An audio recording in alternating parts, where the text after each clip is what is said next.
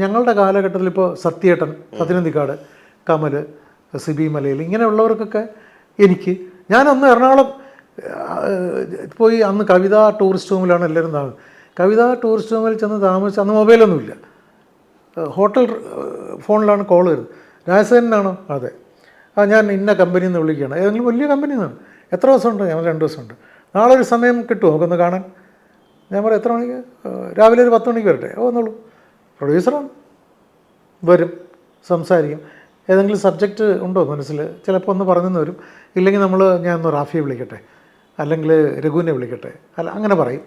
എൻ്റെ കയ്യിലുള്ള ഒരു 3-4 പറഞ്ഞ് ഇഷ്ടപ്പെട്ട് കഴിഞ്ഞാൽ അങ്ങനെയാണെങ്കിൽ ഒരു കാര്യം ചെയ്യാം, ഞങ്ങൾ നാളെ വന്ന് അതൊന്ന് കമ്മിറ്റ് ചെയ്യാം. പിറ്റേ ദിവസം അഡ്വാൻസാണ്. അങ്ങനെ സിനിമ ആസ്വദിച്ച കുറേ ഡയറക്ടേഴ്സിൽ ഒരാളാണ് ഞാൻ. അതൊന്നും ഇപ്പം ഇല്ല. ഇപ്പോൾ ഞാനിപ്പോൾ അടുത്ത ചെയ്യുന്ന ഈ പടം 100% ഹിറ്റാണെങ്കിൽ, സൂപ്പർ ഹിറ്റാണെങ്കിലും ഉടനെ ഒരു പടം വരാൻ. കാരണം എന്താ പറയുക, അന്നൊരു 3-4 ഹീറോസേ ഉള്ളൂ. ഇപ്പോൾ ഒരു 10-25 ഹീറോസുണ്ട്. അപ്പോൾ സെലക്ട് ചെയ്യാൻ ഒരുപാട് ഓപ്ഷൻസ് ഉണ്ട്. പക്ഷേ ഓപ്ഷൻസ് ഉണ്ടെങ്കിലും അവരുടെയൊക്കെ കയ്യിൽ 3-4 സിനിമ ഓൾറെഡി കമ്മിറ്റഡാണ്.